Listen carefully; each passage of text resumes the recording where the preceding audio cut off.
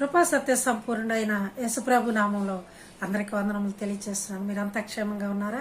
ప్రభు ప్రేమను బట్టి అందరం క్షేమంగానే ఉన్నాం. ప్రభులో ఉన్న ప్రతి బిడ్డను కూడా ఆయన ప్రేమ నుంచి ఎప్పుడు విడుదల చేయడు. ఎందుకంటే ఆయన నమ్ముకున్న బిడ్డలకి ఎంతైనా మనం ధన్యులం అవుతాం. ఇదిగో ప్రియమైన బిడ్డలారా, ఈ రోజు మన వాక్య భాగంలోకి వస్తున్నప్పుడు మరి 2వ తిమోతికి రాసిన పత్రిక 4వ అధ్యాయం 19వ వచనంలో 2వ తిమోతికి రాసిన పత్రిక 4వ అధ్యాయం 19వ వచనంలో ప్రభు అయిన యేసు ప్రభు వారి యొక్క భక్తుడు లేకపోతే సేవకుడు పౌలు గారు చెప్తున్నమాట, అకుల ప్రిస్కిల్లాకు నా వందనములు తెలియచేయండి అంటున్నాడు. అకుల ప్రిస్కిల్లాకు వందనములు తెలియచేయడం అనగా అసలు అకుల ప్రిస్కిల్లా ఎవరు? వారికి ఎందుకు వందనములు? నా వందనములు తెలియచెప్పండి అంటున్నాడు. చూడండి ప్రియులారా, అంత భక్తుడు, అన్ని కష్టాలు పడ్డాడు. ఒక రోజున దేవుడు అంటే అసహించుకునేవాడు, దేవుడు నమ్మే బిడ్డల్ని హింస పెట్టేవాడు, హింసకుడు, దూషకుడు, హానికరుడు అయినప్పటికీ దేవుని ప్రేమను మురిగి ఆయన యొక్క ఈ లోకంలో ఉన్న విలువ కలిగిన ప్రతిదీ వదులుకొని అన్ని కూడా పెంటతో సమానంగా ఎంచుకున్న అతను మరి అకుల ప్రిస్కిల్లాకి వందనములు చెప్తూ ఉన్నాడు. అకుల ప్రిస్కిల్లా వందనములు చెప్పేంత ధన్యత ఏంటి? వారికి అంత విలువ ఎలా వచ్చింది? చూద్దాం ప్రియులారా.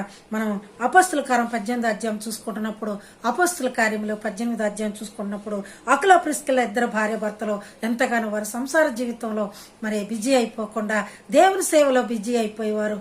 దేవుని సంఘాలు కట్టుటకు, సంఘాలు కట్టే వాళ్ళని తోడ్పట్టుకు, వారిని ఉత్సహించుటకు, లేకపోతే వారికి సహాయంగా ఉంటూ మరి సేవలో, దేవుని సేవలో అధికంగా ఉన్నారు. చూడండి పిల్లలారా, చాలా మంది వివాహం అయిన తర్వాత వారి జీవితంలో బిజీ అయిపోతారు.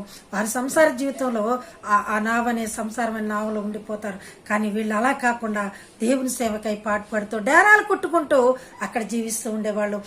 వారి ఇంటినే ఒక సంఘముగా మార్చారు. చూడండి పిల్లలు, ఎంతో మందికి ఆదర్శంగా నిలబడ్డారు వీరు భార్య భర్తలు. మరి అలాగే న్యూ టెస్టిమెంట్ లో మరి అపోస్తల కార్యాలను చూసుకున్నప్పుడు అననీయ సఫీరాలు దేవుణ్ణి మోసం చేసిన బిడ్డలాగా వలె ఉండి వారి ప్రాణమునకు ముప్పు తెచ్చుకున్నారు. పాపానికి వచ్చే జీతాన్ని పొంది ఉన్నారు వాళ్ళు. కానీ వీళ్ళైతే అలా కాదు.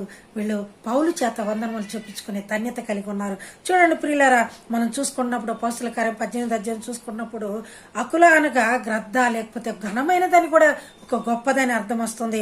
అలాగే ప్రిస్కిల్లా అంటే గౌరవనీయమన్నది, లేకపోతే నెమ్మది కలిగినది. వీళ్ళు డేరాలు కుట్టేవాళ్ళు, వీళ్ళు సొంత సంఘాలు కూడా కట్టారు.